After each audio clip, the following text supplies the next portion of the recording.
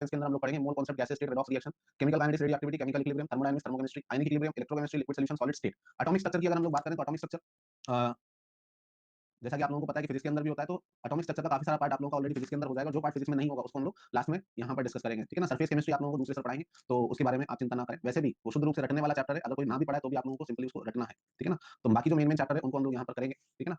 गौरव कुमार, एक चीज को आप स्पैम कर रहे हो, बेसिक्स से पढ़ाएंगे। पहली बात तो ये बताओ कौन सी क्लास में हो तुम, है ना। जो बच्चे ड्रॉपर होते हैं ना वो ये बात पूछते ही नहीं है, बेसिक्स से पढ़ाएंगे। बेटा ड्रॉपर बच्चे हैं तो कम से कम ये माना जाता है कि बेसिक तो आपको आता ही होगा, अनपढ़ थोड़ा ना हो आप।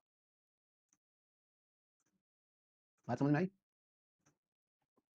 हाँ, लेकिन इतना इतना मैं आप लोगों को गारंटी दे देता हूँ कि इस पूरे इंडिया के अंदर जितने भी ड्रॉपर बैच चलते हैं, चाहे ऑनलाइन चलता है चाहे ऑफलाइन चलता है, उससे ज्यादा डिटेल में हम लोग इस कोर्स को कंडक्ट करेंगे, ठीक है ना। आप किसी भी कोचिंग के ड्रॉपर बैच के नोट से कंपेयर कर सकते हैं कि कंटेंट ज्यादा कहां पर मिलेगा, ठीक है ना।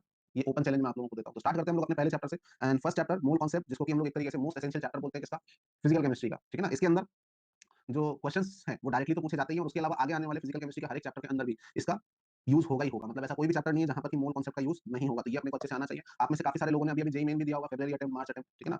तो फेब्रुअरी अटेम्प्ट और मार्च अटेम्प्ट के पेपर्स में आपने पाया होगा कि लगभग हर एक पेपर के अंदर मोल कॉन्सेप्ट का डायरेक्ट क्वेश्चन था, है ना। लगभग हर एक पेपर के अंदर, लगभग हर एक पेपर के अंदर मोल कॉन्सेप्ट का डायरेक्ट क्वेश्चन था। और उसके अलावा बाकी चैप्टर के अंदर भी मोल कॉन्सेप्ट का जो यूज होता है वो आप लोगों को पता ही है ना। तो ये सब बातें दिमाग में रखेंगे कितना ज्यादा ये इंपॉर्टेंट है आप लोगों के लिए, है ना। चलो, तो मोल कॉन्सेप्ट के अंदर हम लोग क्या करते हैं, हम लोग सब्सटेंस की अमाउंट को मीजर करना सीखते हैं, ठीक है ना। सबसे पहले जैसे मैंने बोला कि मोस्ट एसेंशियल चैप्टर है, ठीक है ना। अरे बेटा ये सब बातें छोड़ो, सिलेबस कंप्लीट कब होगा, कब क्या नहीं होगा, पढ़ाई के ऊपर ध्यान दो, ठीक है ना। अगर अभी भी मतलब 11 12 में भी तुमने यही सब गलतियां करी, अब ड्रॉप ईयर के अंदर भी यही सब गलतियां करोगे, पढ़ाई के अलावा बाकी बातों के ऊपर फोकस करते रहोगे, तो ये ड्रॉप लेना भी तुम्हारा बर्बाद हो जाएगा, ठीक है ना। आई बात समझ में? तो सब कुछ छोड़कर सिर्फ और सिर्फ पढ़ाई के ऊपर ध्यान दें, ठीक है ना। क्योंकि ड्रॉपर बच्चों के पास वेस्ट करने के लिए भी टाइम नहीं होना होता है।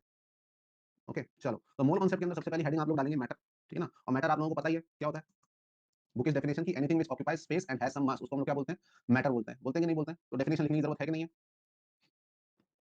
नहीं है, ठीक है ना। ड्रॉपर बच्चे अपने को जरूरत नहीं पड़नी चाहिए कि मैटर की डेफिनेशन क्या होती है, ठीक है। मैटर या एक तरीके से हम लोग इसको बोल सकते हैं क्या, सब्सटेंस। मैटर बोलने में ऐसा लगता है कि पता नहीं किस चीज की बात हो रही है, लेकिन अगर हम लोग मैटर को सब्सटेंस लिखेंगे तो फिर अपना वो जो कंफ्यूजन है, वो थोड़ा सा हिचक है, वो खत्म हो जाती है, ठीक है ना। क्योंकि सब्सटेंस अपने लिए फेमिलियर वर्ड है, ठीक है।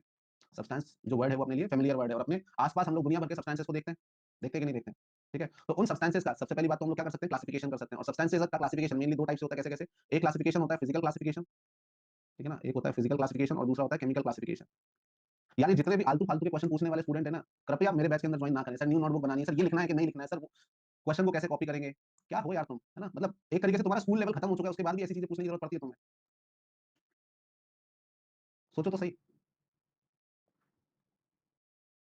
चलो, तो फिजिकल क्लासिफिकेशन, ठीक है ना, फिजिकल क्लासिफिकेशन ये सब कुछ अभी लिखना नहीं, क्योंकि ये सब मानकर चलता हूं कि आप लोगों को आता है। Physical classification and chemical classification, ठीक है ना। फिजिकल क्लासिफिकेशन जो हम लोग